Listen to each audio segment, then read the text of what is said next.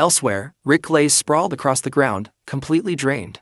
Every muscle in his body screamed in protest. For a moment he genuinely thought he was going to die. As he struggled to catch his breath, one of the warriors looked down at him and said that he had done remarkably well over the past 2 years. Another warrior nodded in agreement. In his opinion, Rick was probably the only person in the entire world capable of enduring such brutal training. Because of that, they assured him that he had absolutely nothing to worry about regarding the E-rank promotion exam. In fact, they joked that the real concern was whether he would accidentally destroy the entire testing grounds. Even so, Rick could barely muster a smile. Despite everything he had accomplished, he felt he still had a long way to go before he could ever catch up to his masters. 12 years later, Rick arrived at the Adventurer E-rank promotion exam. As he entered the guild hall, a beautiful receptionist greeted him with a professional smile and asked to see his guild registration card. However, the moment she got a clear look at his face, her expression changed completely. She stared at him in shock as if she had just seen someone she never expected to meet again. Rick, meanwhile, had no idea what was going on. The woman suddenly called out his name.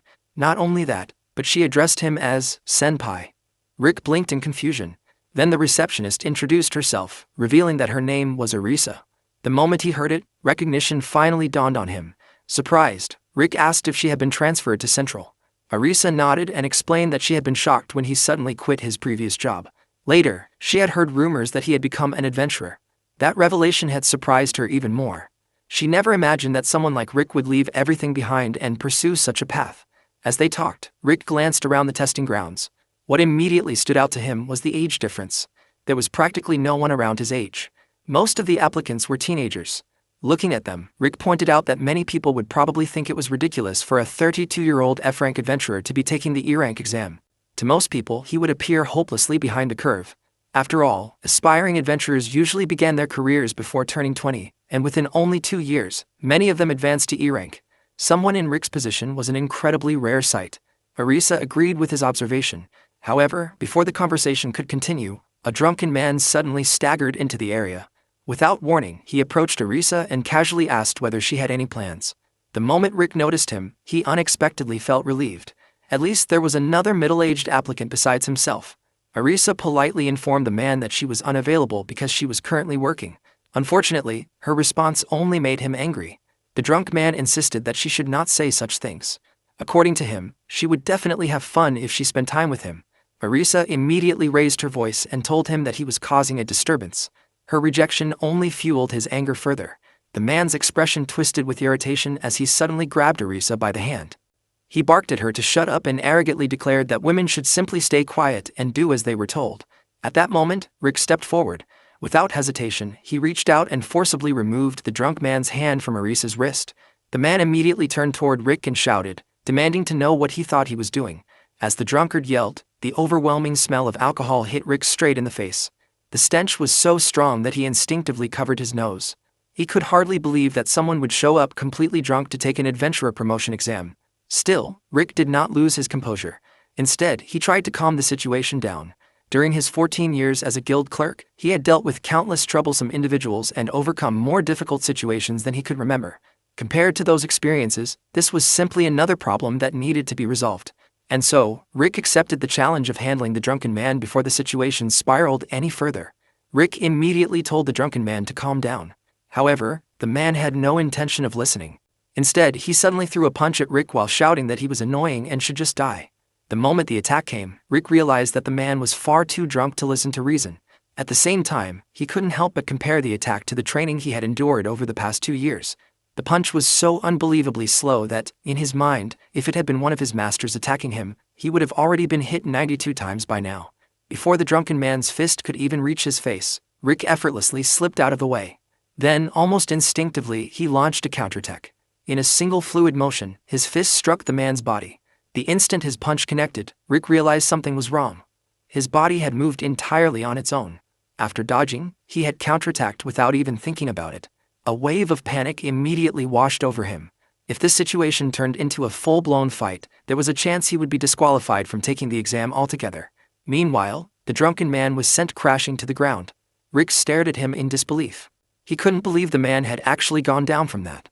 From Rick's perspective, he had barely used any strength at all. To him, it felt less like a punch and more like a simple shove.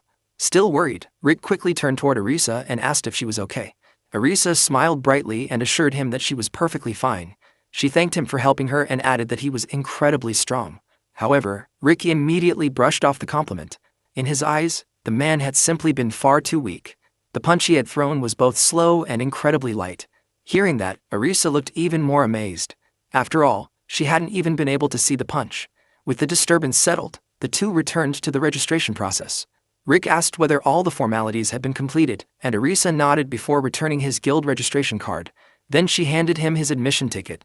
Looking down at it, Rick saw his exam number. The moment he read it, an ominous feeling crept over him. Even though Arisa cheerfully encouraged him to do his best, the number somehow felt like a bad omen. Unfortunately, there was nothing he could do about it. Accepting his fate, Rick pocketed the ticket and prepared to leave.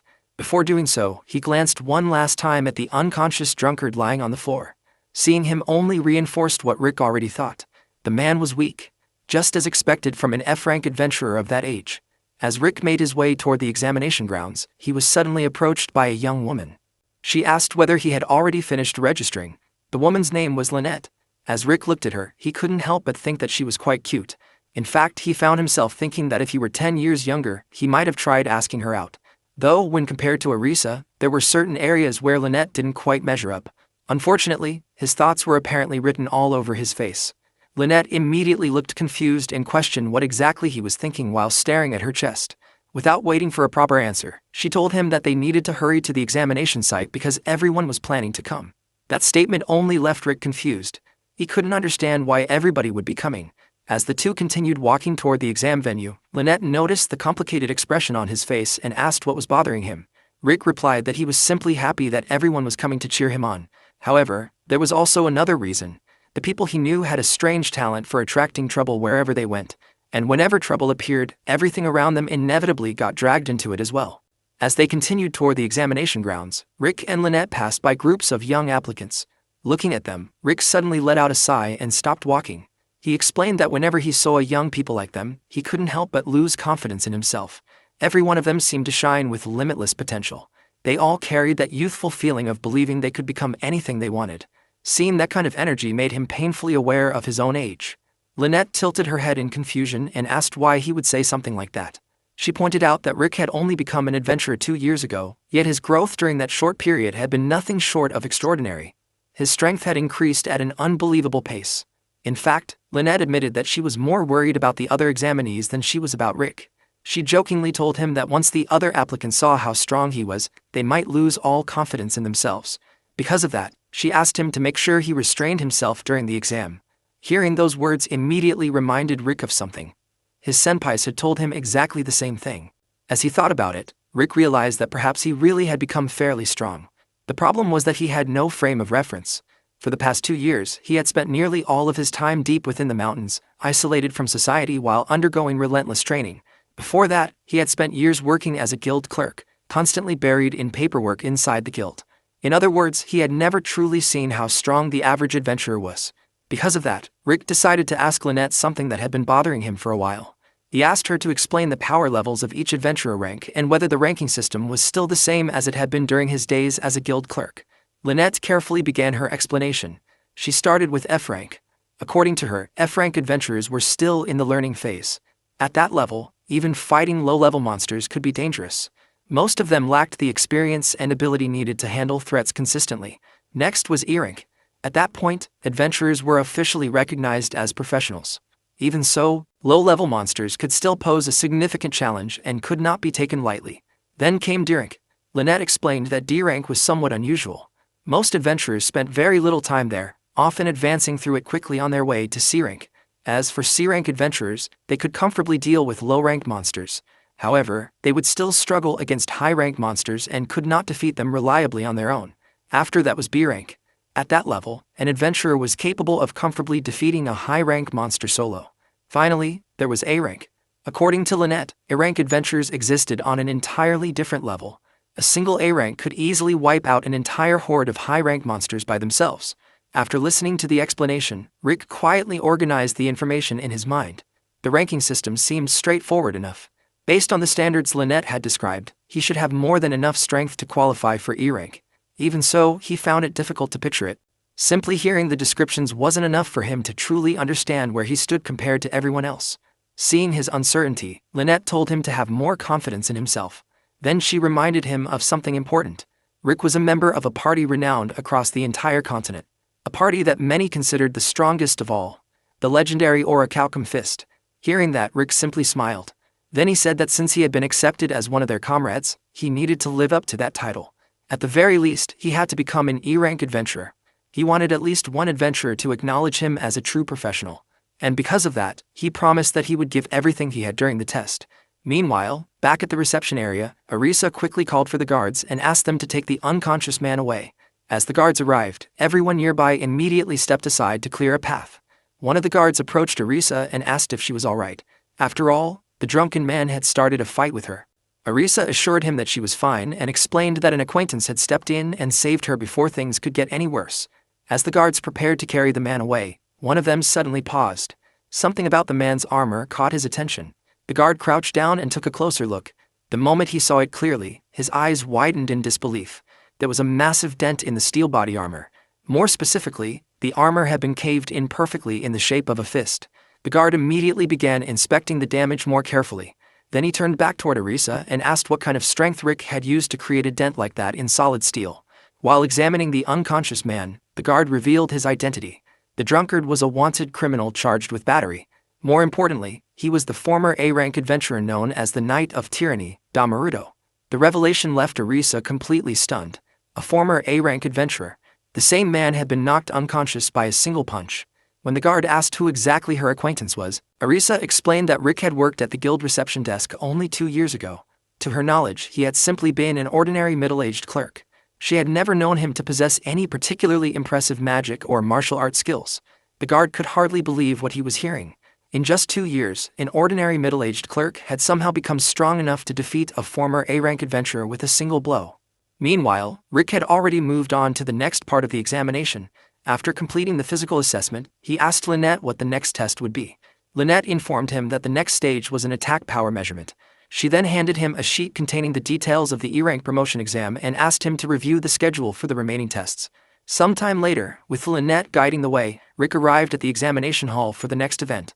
As they entered, Rick joined the other applicants lined up inside the room. Including him, there were 6 participants in total.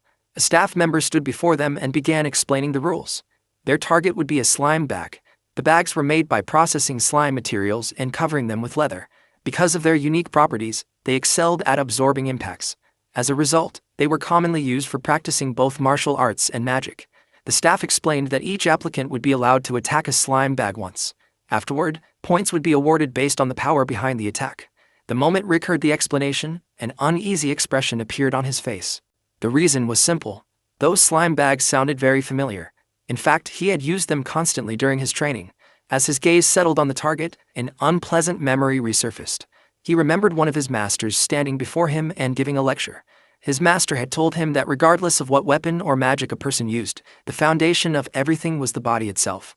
Only after destroying a gold slime bag with his bare fists could he claim to have developed a body he could truly trust. At the time, Rick had thought the idea was completely ridiculous. As far as he knew, there was no way a person could destroy a slime bag with nothing but their fists. After all, those things were durable enough to withstand attacks capable of breaking dragon teeth, creatures whose jaws could chew through castle walls as if they were made of butter. Yet his master had simply laughed and declared that Rick was wrong. To prove it, his master casually threw a punch. The next moment, the slime bag exploded. Not just one either.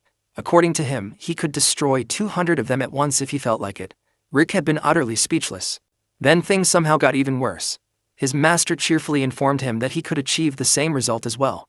All he had to do was hit the bag 50,000 times every single day. The moment those words left his master's mouth, Rick immediately turned around and ran for his life. Unfortunately, his master simply chased after him while shouting that he shouldn't run away and should just start punching the bag. Standing in the examination hall, Rick felt a chill run down his spine as the memories flooded back. The horrifying training sessions, the endless punching, the relentless pursuit whenever he tried to escape. All of it came rushing back at once. At that moment, Rick silently offered a prayer. Thanks to that absurd training, he had somehow become capable of putting tremendous power behind his punches and piercing through incredibly thick targets. But after remembering everything he had gone through to reach that point, he honestly felt like asking his masters for forgiveness instead. Back in the present, Rick noticed that the slime bag was green this time. That meant it was the weakest version available. Among all slime ranks, gold stood at the very top, while green sat at the very bottom. Meanwhile, the examiner began calling the applicants one by one. She started with number 4237, Frito Diramato, and instructed him to step forward.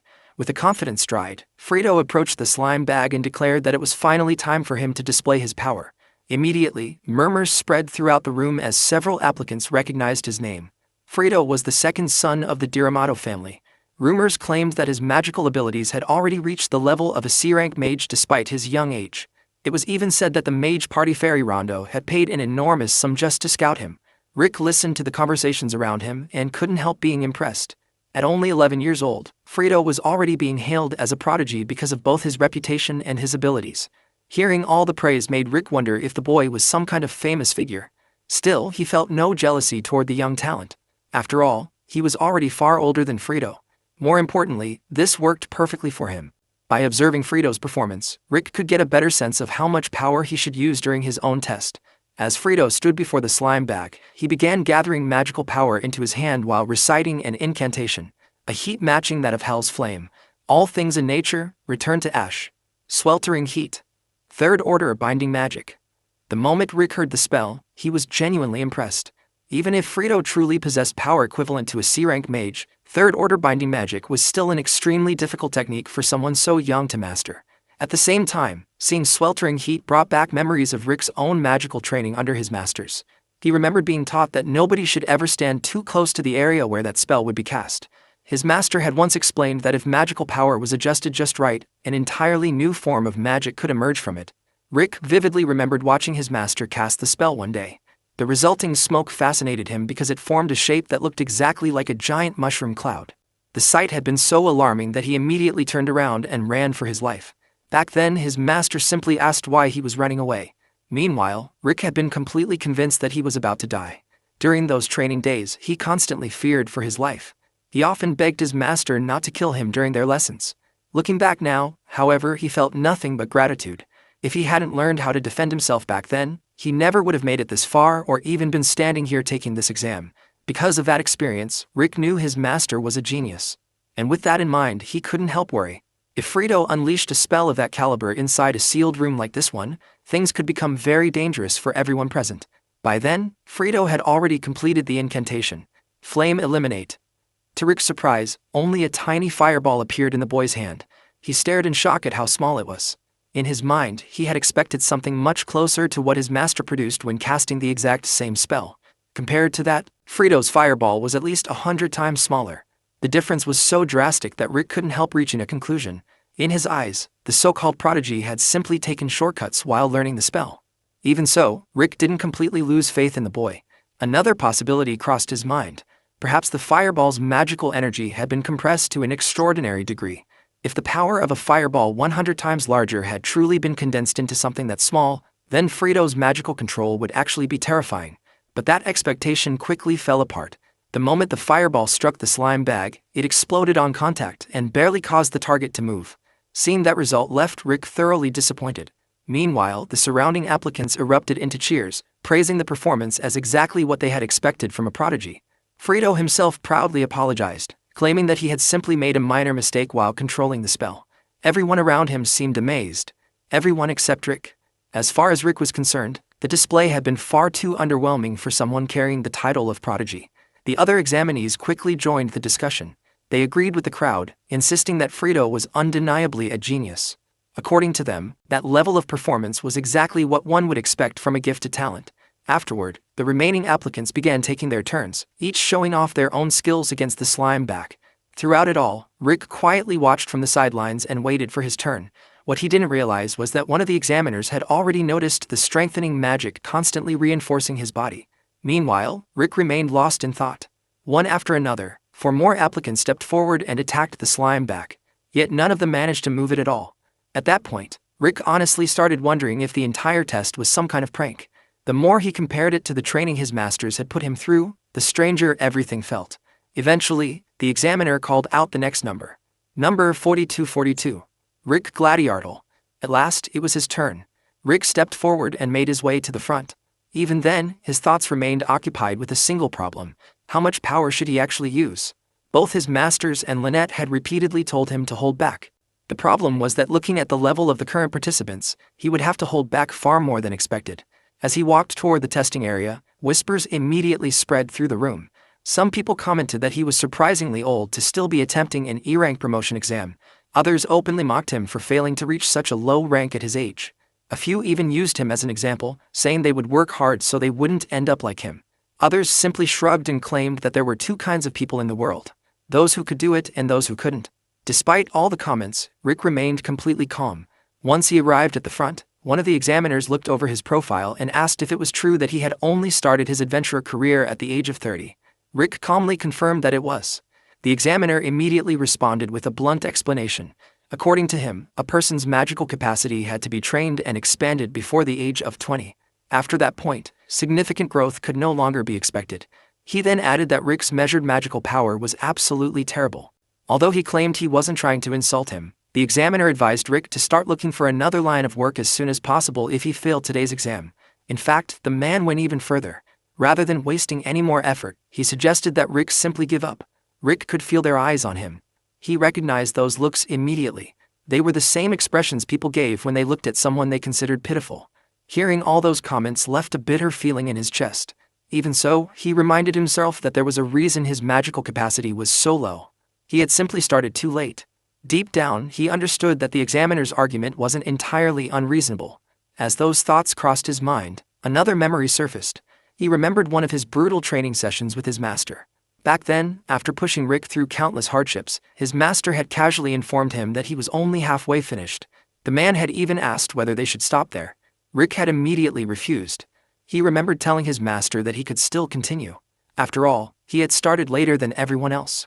That was exactly why he couldn't afford to quit. As the memory faded, Rick reflected on the situation before him. Wasn't it perfectly fine?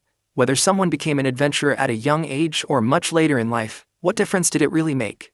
The same applied to anything new. No matter how old a person was, there was nothing wrong with deciding to take a new path. With determination filling his eyes, Rick stepped in front of the slime bag. Then he quietly reassured himself. It was fine. He was calm. He would hold back properly. Before beginning, however, he turned toward the examiner who had mocked him earlier. The examiner looked up as Rick called out to him. "Mr. Esteemed Examiner who looks down on others." The room instantly fell silent. Rick then asked a simple question. If a middle-aged man who started late and possessed the worst magical capacity intentionally held back, would that be enough to make him fail? He continued before the examiner could respond. If that really was the case, then perhaps he should hurry up and quit being an adventurer. Maybe he should start searching for a more age-appropriate job instead. The next moment, he launched a perfectly straight punch toward the slime bag. The instant his fist made contact, the slime bag exploded. A deafening blast echoed throughout the testing hall as debris scattered in every direction. The force didn't stop there. A massive hole was torn straight through the wall of the testing site, leaving everyone staring at the destruction in disbelief. The examiner froze. The applicants froze. Even Frito stood motionless. Every single person in the room was left speechless by the overwhelming power behind Rick's punch.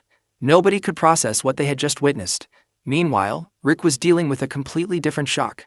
He stared at the remains of the green slime bag in confusion. The target hadn't absorbed the impact at all. It had simply exploded. In Rick's mind, that wasn't supposed to happen. He had assumed the higher-ranked slime bags used in training would have endured a punch like that without any trouble. Then Rick slowly looked down at his own hand. Only then did a realization finally hit him. Over the past 2 years, his masters had taught him an incredible number of things. They had taught him how to fight. They had taught him how to survive. They had taught him how to use his power. But there was one thing they had never taught him: how to hold back. Later, Rick moved on to the written portion of the exam. When the results came back, he had achieved a perfect score. Naturally, Rick couldn't resist making a comment. He reminded everyone that they shouldn't underestimate a former clerk like him. Lynette immediately pointed out that he had worked as one for 14 years. Meanwhile, Frito watched everything unfold with growing frustration. In his mind, that annoying 40-year-old commoner had now gotten in his way twice. Still, Frito quickly calmed himself. From what he had seen, Rick seemed heavily specialized in physical attacks. On the other hand, Frito's greatest strength was defense magic. And conveniently, the next test would be the defense power measurement exam. A confident grin spread across Frito's face. This would be the perfect opportunity to show Rick exactly what he was capable of. However, once the exam began, Frito's confidence took a serious hit. To his shock, he found himself struggling against fourth-order magic. Even with all his talent, he wasn't able to completely block the attack. Later, it became Rick's turn. As Rick stepped forward, his assigned opponent looked at him and offered a warning. Since the test would be using fifth-order spells, the man strongly recommended that Rick prepare a higher-level defensive spell. Rick simply told him not to worry. Then, somewhat embarrassed, he admitted the truth. When it came to attack and defense magic, he only knew one first-order spell for each category. The man's eyes widened in disbelief. He couldn't understand it. Rick possessed incredibly precise control over magical power. Someone with that level of mastery should have learned much stronger spells by now. Shaking his head, the man tried to explain. No matter how impressive Rick's control might be, the next attack would be a fifth-order spell. Naturally, a first-order defensive spell wouldn't. Before he could finish, Rick interrupted him. Once again, he insisted that there was no need to worry. The man should simply attack him with everything he had. No restraint. Hearing that, the examiner finally gave up trying to persuade him. If Rick wanted to do this, then so be it. The man warned him not to regret it later. Then he began chanting. To the saints who admire the castle walls, and the soldiers who cling to them, listen now. It is the wave of destruction as the southwestern gate rushes in. As the incantation continued, magical power rapidly gathered into his hands. The energy condensed into a massive sphere of swirling wind, growing more violent with every passing second. Then, with a powerful thrust of his arm, he released the spell. A raging torrent of wind exploded forward as he shouted its name. Shock Cyclone. The attack surged across the battlefield like a natural disaster. The commentator and the other applicants watched in astonishment. They could hardly believe the level of power behind the spell. Several of them immediately recognized what they were witnessing. It was a fully chanted fifth-order spell. One applicant argued that an attack like that had no place in an E-rank promotion exam. Another quickly replied that such a spell wasn't something people casually used even at much higher ranks. Amid the commotion, Rick remained perfectly calm. He stood motionless, quietly waiting for the right moment. Nearby, Frito watched the scene unfold, and for perhaps the first time that day, genuine shock appeared on his face. Eventually, the shock cyclone dissipated. In its wake, the ground had been completely devastated. Deep grooves scarred the earth, and the surrounding area looked as though it had been struck by a violent storm. At that moment, a knight arrived at the testing grounds. Looking around, he frowned in confusion. He had expected the examination to be over by now. Instead, every applicant stood frozen in place. The atmosphere felt strangely tense. A woman immediately noticed his arrival. Sylvester. She looked at him with surprise. Then she asked why a first-rank knight from the kingdom's chivalric order would be visiting a simple E-rank examination site. Sylvester answered casually. He explained that he had been assigned there as the commanding officer of the exam's defense unit. He shifted his attention to the more pressing matter. He wanted to know exactly what had happened here and what the current situation was. As the details were laid out before him, Sylvester struggled to believe what he was hearing. An F-rank adventurer had destroyed a slime training bag, a wall, and even a protective barrier with a single bare-handed punch. On top of that, the same adventurer had defended against a second-class wizard's fully powered fifth-order spell using nothing more than a first-order spell. To Sylvester, it sounded less like a report and more like some ridiculous joke making the rounds of the guild. However, the woman immediately dismissed that idea. She explained that it was neither a joke nor an urban legend. Participant number 4242 was a real examinee. According to her, several misunderstandings had caused the confusion. First, the slime bag in question had not been made from the lowest-grade green slimes. Instead, it had been a composite item crafted using materials from mid-grade blue and yellow slimes. Furthermore, the spell cast by the mage had not been an ordinary fifth-order spell. It had been a fully chanted fifth-order spell. Yet the magic Rick used to block it had been a no-chant first-order spell. Hearing that, Sylvester's eyes widened in disbelief. Both feats sounded completely impossible. Even for a first-rank knight like himself, accomplishing either one would be out of the question. Naturally, he demanded to know the identity of examinee number 4242. As he looked through Rick's registration documents, another surprise awaited him.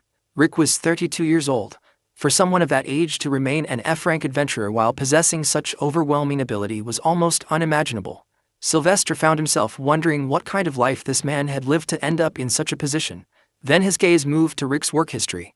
For a moment, Sylvester rubbed his eyes to make sure he was reading it correctly. The records showed nothing extraordinary. Rick had spent the last 14 years working as a receptionist. Clerical work, paperwork, front desk duties.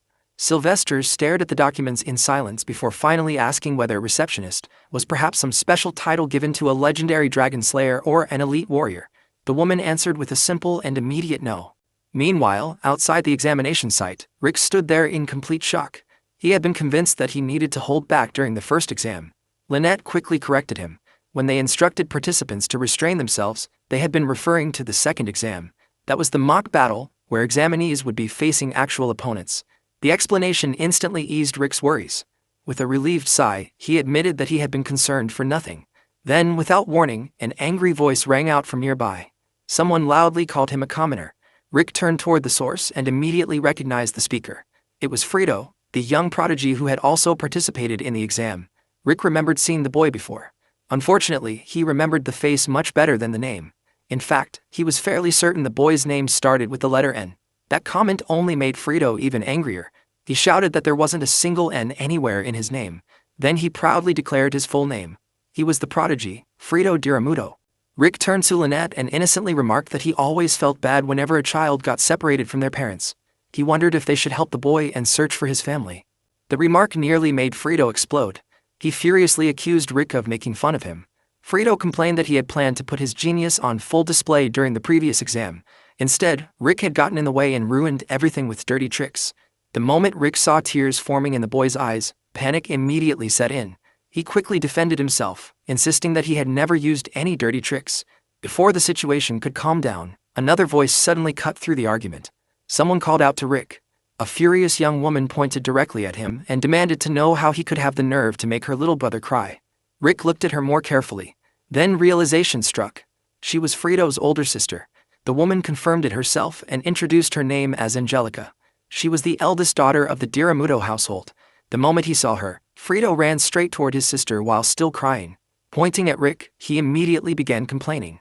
According to Frito, the old man Rick, who was supposedly in his 40s, had bullied him. Rick's expression instantly changed. Out of everything that had been said, it was the comment about his age that hit him the hardest. He immediately raised his voice in protest. He was still in his 30s. Angelica immediately took up her little brother's cause.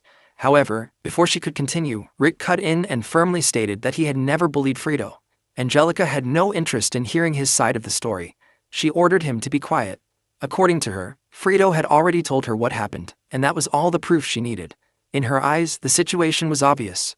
Rick looked like a man in his 40s, and therefore he must be the villain. Rick immediately objected. Once again, he insisted that he was only in his 30s. Unfortunately, Angelica ignored him completely. Instead, she calmly removed one of her gloves. Without hesitation, she tossed it directly at Rick, while challenging him to an official duel. It landed right in front of him. Rick picked it up and examined it. He commented that the glove had been washed so thoroughly that it was completely spotless. Then he remarked that a noble woman like Angelica probably wouldn't understand, but doing laundry was a terrible chore. Lynette quickly stepped in. She informed Rick that picking up the glove meant he had accepted the duel. Rick froze. Apparently, he had no idea that was how it worked. Angelica immediately seized the opportunity. She pointed out that he had already picked up the glove, making the duel official. According to the customs of a Philheme Kingdom-style duel, each participant was allowed to impose one condition. Without wasting a second, Angelica announced hers. The loser would serve the winner as their personal servant for the rest of their life. After declaring the condition, she proudly introduced her credentials. She was a second-class knight of the kingdom's chivalric order. Confident in her superiority, she declared that Rick would soon receive the punishment he deserved. Of course, she continued referring to him as a man in his 40s. And of course, Rick continued insisting that he was only in his 30s. Sometime later, both participants arrived at the duel arena. The moment they stepped inside, Angelica confidently proclaimed that she would thoroughly discipline Rick during their match. Meanwhile, Rick could only view the entire situation as a massive headache. All he wanted was to focus on his adventure examination. Instead, he somehow found himself involved in a life-altering duel. As he looked at Angelica, Rick couldn't help but wonder just how strong she really was. After all, she was a second-class knight of the kingdom's chivalric order. Lynette then provided an explanation. The kingdom's chivalric order was responsible for maintaining peace throughout the Philheme kingdom. Within the organization, only first-class knights ranked above second-class knights. There was, however, one title that stood even higher in prestige: the title of Special Class Knight.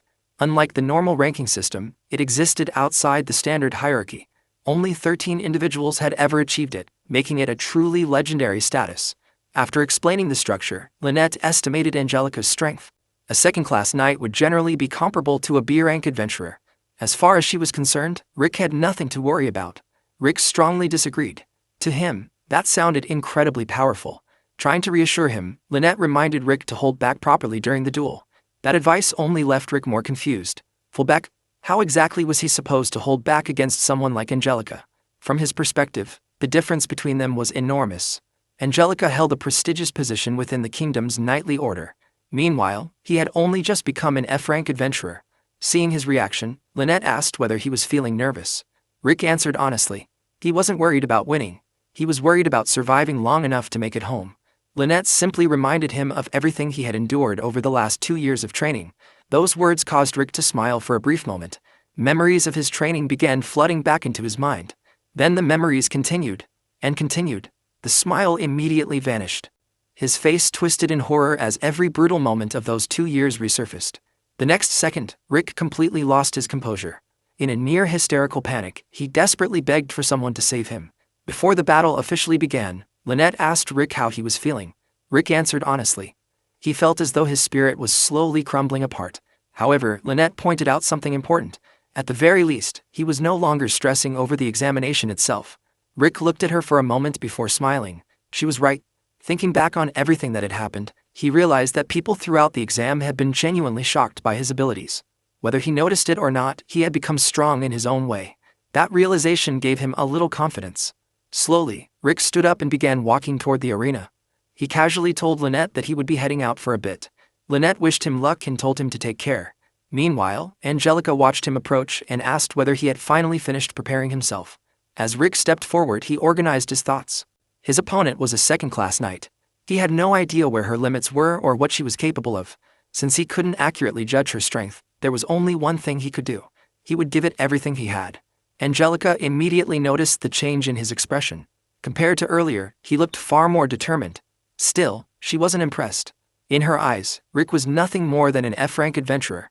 She confidently declared that she would hold back just enough to ensure he survived the duel. Rick didn't respond. Instead, he quietly observed her.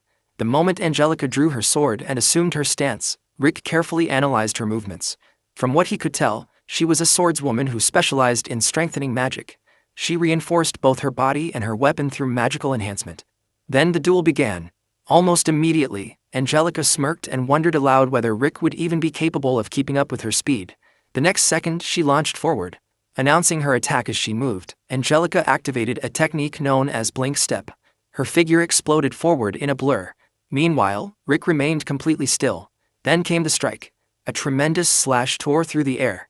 The attack missed Rick, but the wall behind him wasn't nearly as fortunate. A massive cut instantly carved through the stone.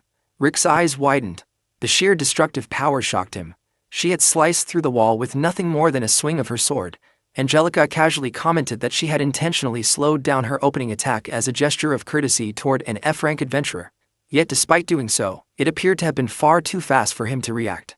Nearby, Frito watched the scene unfold with obvious satisfaction. He immediately burst into laughter. Mocking Rick, he loudly asked whether he had seen that, calling him a 40-year-old peasant once again. Frito then proudly introduced his sister's title. She was known as the Flash of Light, Angelica. Throughout the kingdom, she was famous for her overwhelming speed. Angelica followed up on her brother's boast. She noted that Rick looked completely stunned. In fact, he seemed so shocked that he couldn't even get any words out. Then she calmly warned him. The next attack would not miss on purpose. Without waiting for a response, Angelica activated blink step once again. Her body shot forward at incredible speed as she rushed directly toward Rick. Once again, Rick simply stood where he was. But this time, something felt different. As Angelica closed the distance, Rick's perception suddenly changed. Everything around him appeared to slow down. The arena, the air, even Angelica herself. And as Angelica drew closer, he silently confirmed it. To him, her incredible speed no longer looked fast at all. To Rick, Angelica's speed wasn't impressive at all. In fact, it looked incredibly slow. From his perspective, she was moving far slower than he normally did while running. That realization left him confused. So this was the famous flash of light? This was the speed everyone kept talking about? At that moment, Lynette's voice called out to him from the sidelines. The reminders snapped him back to reality, but he needed to dodge. Without hesitation, Rick moved. In a single smooth motion, he stepped aside and completely avoided Angelica's blink step. Angelica shot past him. The moment she landed, disbelief spread across her face. He had dodged it. Not only that, but it had looked as though Rick had perfectly tracked every one of her movements. That should have been impossible. Inside her mind, Angelica struggled to make sense of what she had just witnessed. Only a handful of first-class knights could react directly to her speed. Yet somehow, the man she had dismissed as a 40-year-old amateur had seen straight through her attack. It didn't add up. Still, she quickly arrived at a convenient explanation. It had to be luck. A complete coincidence. Rick had simply moved at the perfect moment. Nothing more. Convincing herself of that, Angelica immediately pushed forward. There would be no second fluke. The next attack would settle everything. She accelerated once more and charged directly at him. Then disaster struck. Her foot caught on a small rock. The instant it happened, Angelica realized her mistake. Meanwhile, Rick watched the entire thing unfold. To him, everything seemed painfully slow. A second-class knight had tripped over a rock. Seriously? The thought nearly made him question everything he had heard. Was she really a knight of that rank? Had she used noble connections to secure her position? Or had he simply become that strong? As the thought crossed his mind, Rick focused on the incoming attack. It was about time to dodge. What appeared before him was bizarre. Because of her stumble, Angelica's body had begun spinning wildly while carrying tremendous momentum. A chaotic storm of sword strikes erupted around her. Rick's eyes widened. Even while Angelica screamed and continued attacking, he couldn't help being impressed. From his point of view, she was rotating through the air while unleashing a completely disordered barrage of slashes. His masters had trained him in countless forms of combat. They had taught him martial arts from every conceivable angle. Yet even after all of that, he had never seen a technique quite like this. For a brief moment, Rick genuinely wondered whether he could dodge every strike. Then he did exactly that. One slash after another missed him completely. As Rick weaved through the spinning barrage, a different thought entered his mind. Was he really that strong now? The idea felt arrogant, almost embarrassing. Even if he had grown stronger, that only applied among F ranks.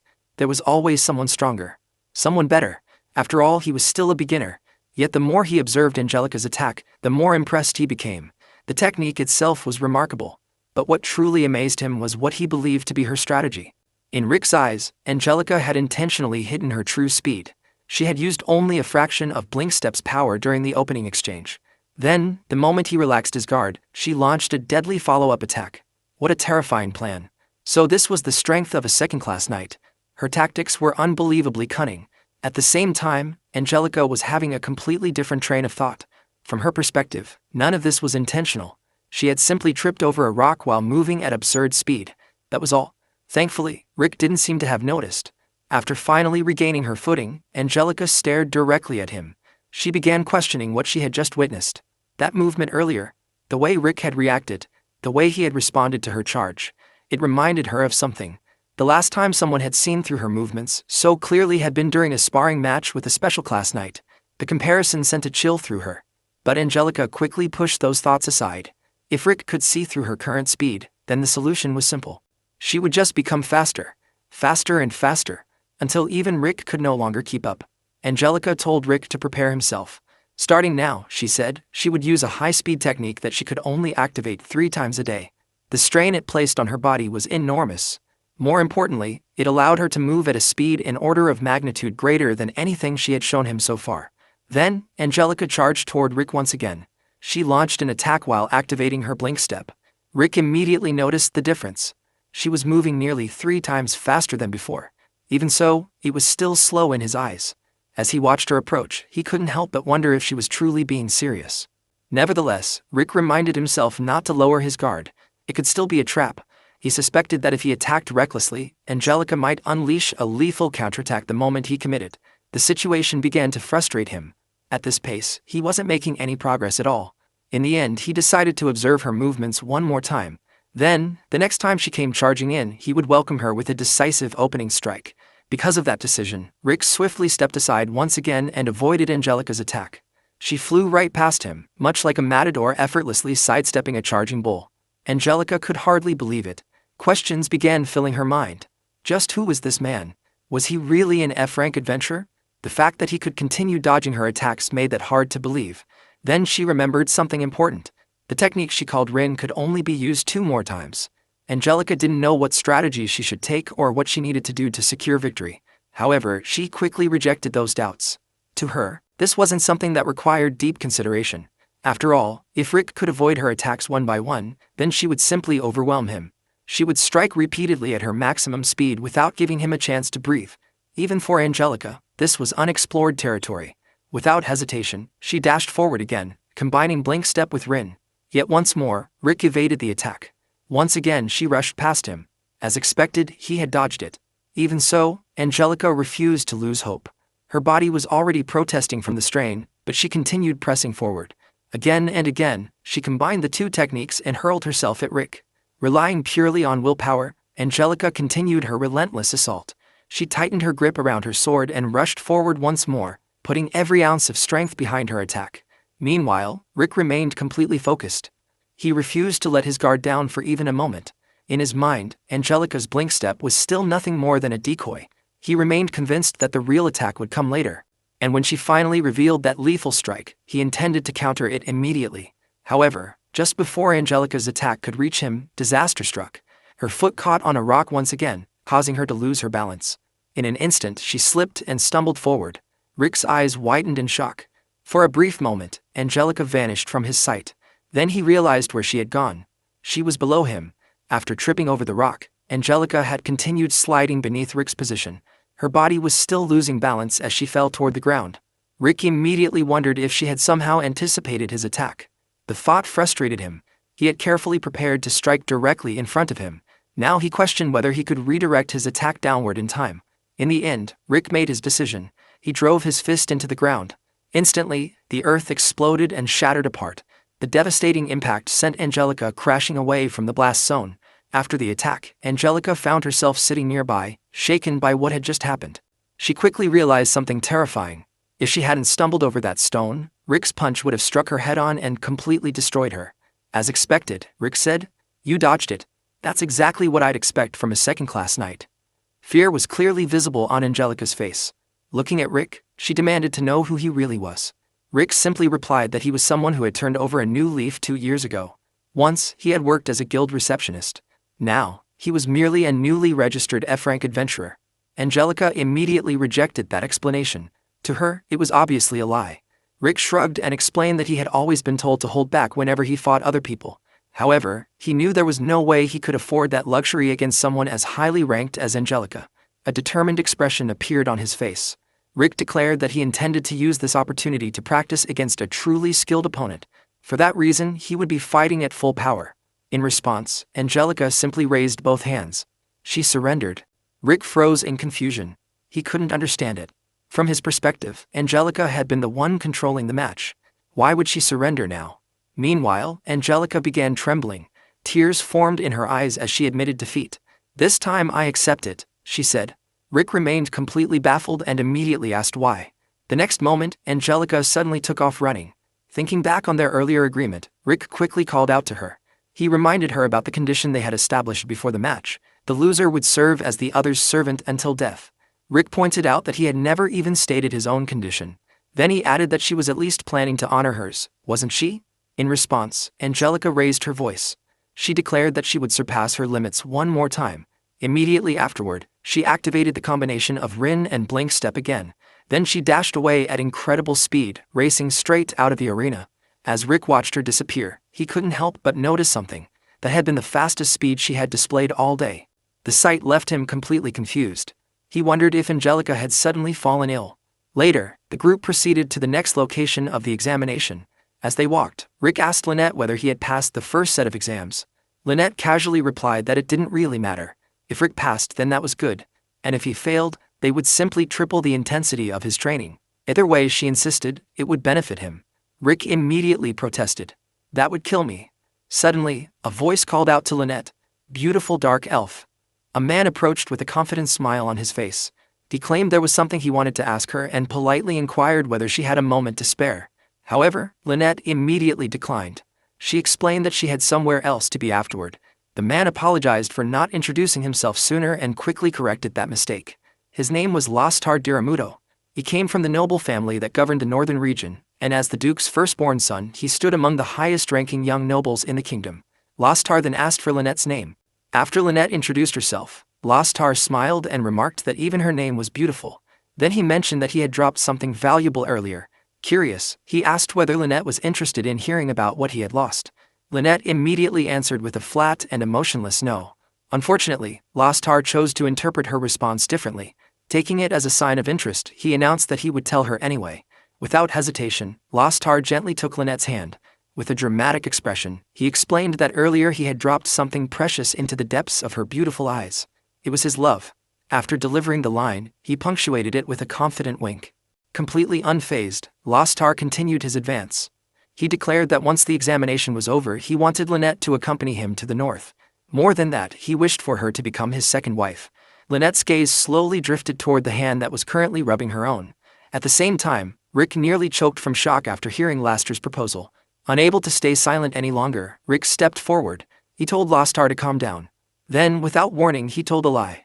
Rick claimed that Lynette was his girlfriend. As her boyfriend, he said, there was no way he could quietly watch another man flirt with her right in front of him. The moment the words left his mouth, Rick immediately realized he might have made a terrible mistake. He was fully aware that Lynette would probably hate being dragged into such an obvious lie. Surprisingly, however, Lynette said nothing. Instead, she simply allowed Rick to handle the situation. Lost Tar stared at him in disbelief. No matter how he looked at it, Rick appeared to be nothing more than an ordinary middle-aged man. The idea that someone like him could be Lynette's boyfriend seemed completely absurd.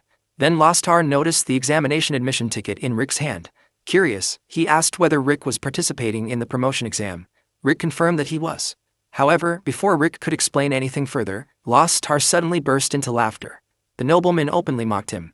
An F-rank adventurer at his age. To Lost Tar, the very idea was ridiculous. He continued laughing and ridiculing Rick without restraint, insisting that there was no way someone his age could still be an F-rank. Finally, Lost Tar waved the idea away entirely and told Rick to stop joking around. Rick looked at Lost Tar and decided to fire back. You say that, he said, but you didn't take the promotion exam until you were 24 or 25, right? Isn't that a lot slower than most people? Lost Tar merely smirked. Then he proudly declared that he was an A-rank adventurer. Furthermore, he had already reached E rank when he was only 14 years old. Hearing that, Rick's eyes widened in surprise. However, Lost Tar wasn't finished yet. He went on to reveal that he would be serving as one of the examiners for the second examination's mock battles. That revelation left Rick even more stunned than before. Even so, Lost Tar quickly lost interest in him. Turning back toward Lynette, he casually told her to leave the mob-looking man behind and join him for lunch instead. To his surprise, Lynette immediately refused. She calmly stated that Rick had already explained the situation. The two of them were dating, so she couldn't accept Laster's invitation. Then, without changing her expression, Lynette added another reason. The smell of Laster's perfume was far too strong. In fact, she found it unpleasant. Rick immediately piled on. He remarked that he had been wondering what that strange smell was and asked whether it was coming from Lost Tar. The comment struck a nerve. Laster's face twisted with anger. He snapped that a third-rate person like Rick had no right to stand beside a first-class beauty like Lynette. The more he spoke, the more furious he became. Then he issued a direct warning. If he happened to be the examiner assigned to Rick's group during the second exam, Rick should prepare himself. Lost Tar vowed that he would make Lynette see reality. He would show her exactly how vast the difference in status was between himself and someone like Rick. Having delivered his threat, Lost Tar turned around and walked away. Rick watched him leave inside. Somehow, another troublesome situation had found its way to him. More than anything, he hoped Lost Tar wouldn't end up overseeing his group during the exam. Soon afterward, the examination staff posted the results for the applicants advancing to the second test. Lynette explained that the numbers of those who had passed were now displayed on the board. Rick immediately searched for his own number. Then he found it. His number was there. The moment he saw it, excitement rushed through him. He had passed. Lynette congratulated him on making it through the first stage. Overcome with happiness, Rick instinctively grabbed Lynette by the shoulders. A second later, he realized what he had done. Embarrassed, he quickly pulled his hands away and apologized. Then he apologized for something else as well. Earlier, he had suddenly claimed that Lynette was his girlfriend. Rick admitted that pretending to be the girlfriend of an older guy like him was probably unpleasant for her. However, Lynette's response caught him completely off guard. Rather than being bothered by it, she said she had actually been happy. With that, Lynette excused herself and said she needed to go report back to her party. Then she left. Rick stood there frozen. Meanwhile, elsewhere inside a bar, people who had been quietly minding their own business suddenly looked up when Lost Tar violently kicked a chair across the room. Still seething with anger, he began ranting about Rick. Again and again, he referred to him as a less-than third-rate bastard. Still fuming inside the bar, Lostar continued venting his frustration. According to him, people were born with an innate rank in life. Some stood at the top, while others were destined to remain beneath them. As far as he was concerned, Rick belonged firmly in the latter category. Lostar even declared that if he ever ran into Rick alone in a bathroom, he would gladly teach him a lesson himself. Then, in the middle of his rant, two familiar figures suddenly appeared. Angelica and Frito rushed over with tears in their eyes. Seeing their condition, Lostar immediately asked what had happened. Frito was the first to speak. He explained that during the first examination, he had intended to demonstrate his brilliance and showcase his talent. However, a man around 40 years old had interfered and ruined everything through underhanded methods. Angelica quickly added her own complaint. She claimed that the same man had manipulated the conditions of a duel. Worse still, she felt as though he had been planning to take advantage of her. The moment Lostar heard that, his expression darkened. He declared that such behavior was completely unforgivable. Then he asked Angelica to describe the man in detail. Angelica explained that he was a middle-aged man around 40 years old who had previously worked at the town hall. As she continued describing him, a familiar face suddenly appeared in Lostar's mind. The description matched him perfectly. With that realization, Lostar immediately turned toward his younger brother and asked whether he remembered the man's examination number. Later, Lynette escorted Rick to the site of the second examination. As they walked, Rick found himself worrying about the upcoming mock battle. At last, he would be facing an actual human opponent. The thought brought a new problem to mind. Could he properly hold back his strength? He wondered whether he could still win if he restrained himself. At the same time, he found himself curious about who would be assigned as his examiner. The more he thought about it, the more anxious he became. Rick let out a frustrated sigh. It felt as though the anxiety never stopped. Lynette calmly told him to relax. Just then an unfamiliar voice called out to him. The man politely asked whether he was Rick Gladiartle. Rick confirmed that he was and immediately asked whether they had met before. The stranger quickly apologized for the awkward introduction. He admitted that Rick didn't know him, but he personally knew quite a bit about Rick. Then he introduced himself. His name was Lynx Lalato. After introducing himself, Lynx revealed the reason he had approached them. He informed Rick that he would be serving as the examiner in charge of Rick's second examination. The moment Rick heard those words, a huge sense of relief washed over him. At the very least, it wasn't Lostar. Lynx explained that he had reviewed the profiles of all the applicants under his supervision. When he came across Rick's file, he could hardly believe his eyes. According to the records, Rick had spent years working as a guild receptionist before changing careers and becoming an adventurer in his 30s. Hearing that, Rick quietly braced himself. He had seen this pattern countless times before. Usually, people would laugh at him for starting so late. The last thing he wanted was yet another source of trouble. However, Lynx's next words completely caught him off guard. Instead of mocking him, Lynx called it an incredible display of determination. Rick blinked in surprise. As a fellow middle-aged man, Lynx admitted that Rick's decision had inspired him. For a moment, Rick carefully studied Lynx's expression. Then he noticed something. There wasn't a trace of sarcasm in the man's eyes. Everything he was saying was genuine. Lynx went on to explain that he himself had become an adventurer at the age of 24. At the time, he had thought that even that was starting late. Now, as someone who had entered the profession 6 years later than most adventurers, he could imagine what Rick must have gone through. Lynx believed there had to be a reason. Someone didn't make a decision like that without a powerful motivation.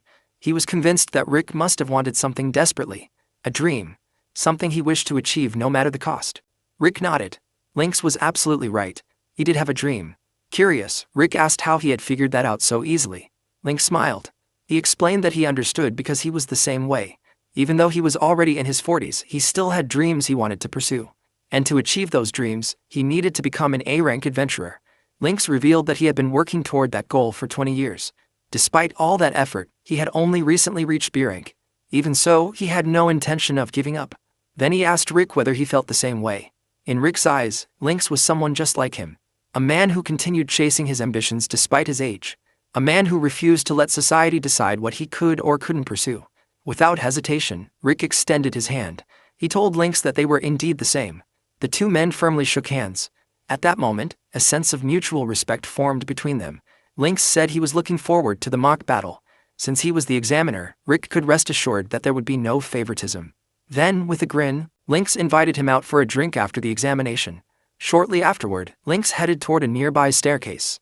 As he walked away, he found himself thinking about the handshake. Rick's hands had been extraordinary. They felt like the hands of a battle-hardened martial artist who had spent countless years training and fighting. The thought only strengthened Lynx's resolve.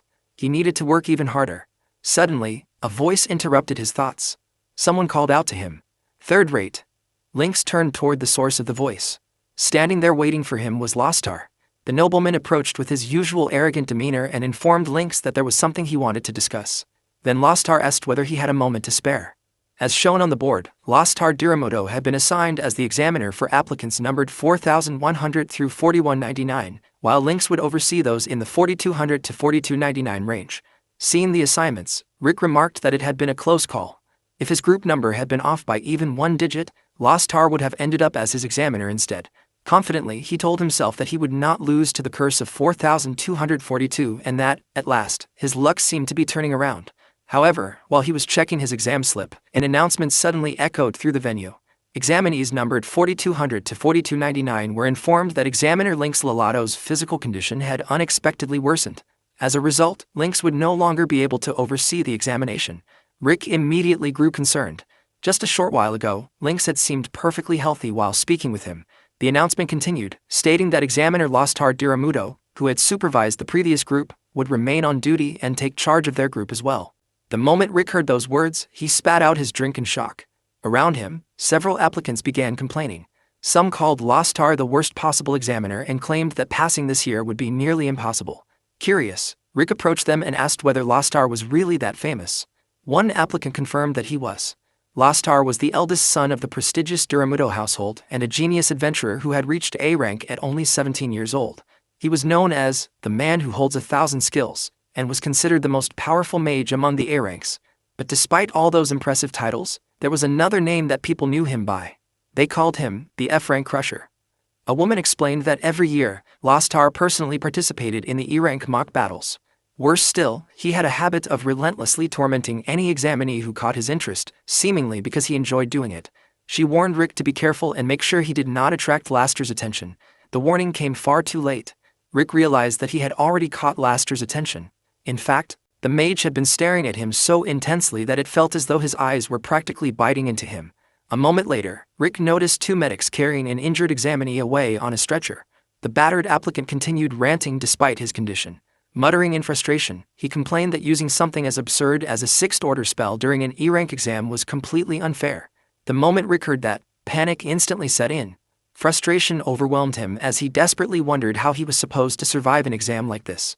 Meanwhile, inside the stadium where the mock battles were taking place, Lostar calmly cast another spell. Raising his voice, he chanted, "Freeze the deep green earth. 4th order magic." At once, he unleashed Blizzard Rockshot toward an F-rank examinee. After watching the attack's result, Lostar clicked his tongue in disappointment. He declared that it was no good before coldly insulting the examinee, calling him nothing more than an absolutely third-rate bastard. One spectator watched the mock battle unfold and shook his head. Defending against 4th order magic was no small feat according to him. A person would need at least B-rank level defensive magic to withstand an attack like that. Another man nearby agreed, saying it was obvious that Lostar had no intention of letting anyone pass the exam. At the same time, Lostar continued waiting for one particular examinee, number 4,242. Thinking about Rick, a cruel smile spread across his face. He vowed to make Rick experience a level of dread so overwhelming that even the depths of hell would feel lukewarm by comparison. Just then, a voice called out to him. An elite guard had approached. Lostar glanced at him and asked what he wanted. The guard respectfully offered to handle the disposal of examinee number 4242 on his behalf. However, Lostar immediately rejected the suggestion. He insisted that he would personally punish Rick and warned the guard not to interfere. The elite guard responded that being defeated by the strongest A-rank adventurer would not be particularly humiliating. After hearing that, Lostar paused for a moment before another idea crossed his mind. What if Rick never even reached the exam? The more he thought about it, the more appealing it sounded. If all of Rick's pride and years of hard work were crushed by a simple and unreasonable disqualification, then the humiliation would be far greater. After all, punctuality was one of the most important rules of the examination. Watching Rick desperately struggle to arrive on time would certainly be entertaining. With that in mind, Lostar asked whether he could leave the matter to the elite guard. The guard nodded and accepted the task. Meanwhile, Rick and Lynette waited for the next phase of the examination. Rick was visibly anxious. Over and over he muttered the same words. What am I supposed to do? Unable to watch any longer, Lynette asked why he was so worked up. Rick explained that the examiner held a personal grudge against him. To make matters worse, That examiner happened to be Lostar, the strongest A-rank adventurer around. Then he asked how anyone could possibly stay calm under those circumstances. Lynette told him to settle down and trust in his own strength. Unfortunately, Rick was far beyond the point of calming down. "What did I even do?" he cried. "I want to go home." Then another horrifying thought crossed his mind. If he went home, Broston's training would probably be tripled. That realization only made things worse. At this point, Rick couldn't help wondering whether his death had already been decided. Just then, an unfamiliar voice addressed him. "Young fellow." Rick turned toward the speaker and acknowledged him. The man asked whether he was an examinee. Then, noticing Rick's troubled expression, he said that if something was bothering him, he could always talk about it. Rick immediately recognized the man. He was a fortune teller. With a weary expression, Rick told him that this was hardly the time or place for fortune-telling. He also asked the man not to interrupt his panicking. The fortune teller simply smiled. According to him, Rick was hopelessly stressed. As a solution, he offered to use a bit of magic to help him relax. Naturally, Rick was suspicious. The fortune teller understood that reaction. To prove he meant no harm, he offered to help Rick free of charge. After some hesitation, Rick finally agreed. The fortune teller then invited him to sit in a nearby chair. However, there was something strange about it. A mysterious symbol had been carved into the chair's surface. The moment Lynette noticed it, her eyes widened. Unfortunately, Rick remained completely unaware. Without giving it a second thought, he sat down. The instant he did, his body vanished. Lynette froze in shock. As she stared at the empty chair, she quickly realized what had happened. The symbol was a teleportation magic circle. Meanwhile, the fortune teller burst into laughter. Rick had fallen right into the trap. The fortune teller finally revealed his true identity. He was none other than Frito Diramudo. With a smug grin on his face, he proudly declared himself the leading male actor of the show. However, before he could continue basking in his own glory, a powerful gust of wind suddenly erupted through the room. In an instant, the crystal ball was sliced cleanly in half. At the same time, the windows behind Frito shattered and exploded outward as if struck by an invisible blade. Without wasting a second, Lynette shot forward. Her figure blurred as she closed the distance between them. She grabbed Frito by the collar and effortlessly lifted the boy off the ground. Then she demanded to know exactly where he had teleported Rick. Frito immediately tried to explain himself. Yet before he could even finish a single sentence, Lynette made a swift motion with her hand. A few strands of Frito's eyelashes fluttered through the air.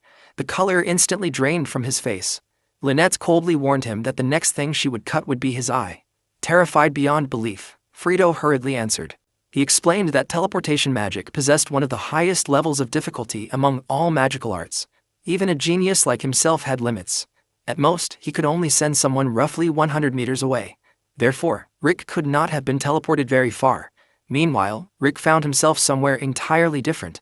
Looking around, he realized that he was standing outside the plaza in front of the arena. The sudden change in scenery left him confused. He wondered if the fortune teller had been responsible for transporting him there. More importantly, he questioned what the man's objective had been. Still, there was no point dwelling on it. He decided that he needed to return to the arena as quickly as possible. Just then, an unfamiliar voice called out to him.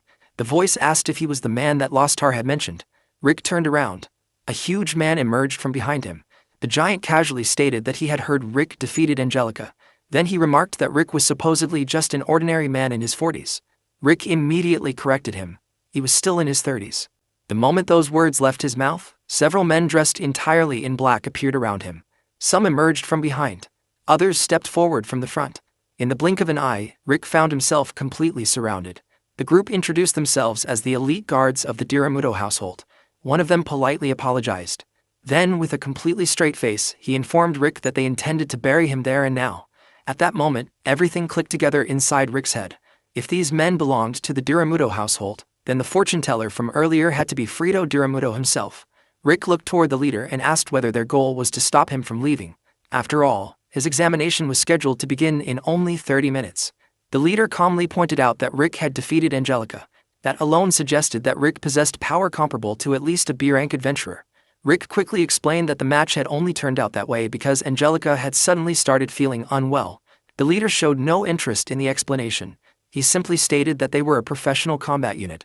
Rick could not help but complain that everyone associated with the Diramudos had an incredible talent for completely ignoring what other people were saying. The leader continued regardless. Among the 20 warriors gathered there, even the weakest member possessed strength capable of matching a B-rank adventurer. Furthermore, several of them were comparable to A-rank fighters. The leader included himself among those individuals. As he spoke, he slowly drew his swords. The moment Rick saw those weapons, his expression stiffened. The blades possessed courtesy reinforcement enchantments. That alone proved the man's claims were not empty boasting. The A-rank statement had been genuine. A sense of despair slowly crept into Rick's mind. This was impossible.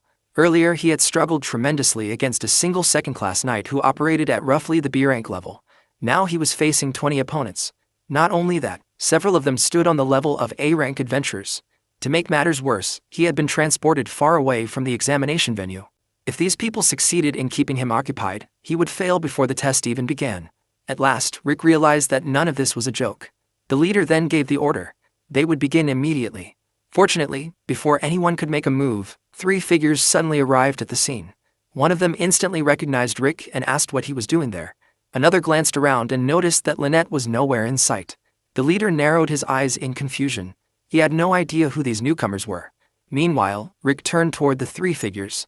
The moment he recognized them, he nearly stumbled over his own words. Their appearance had completely caught him off guard. As it turned out, the 3 people standing before him were his senpais.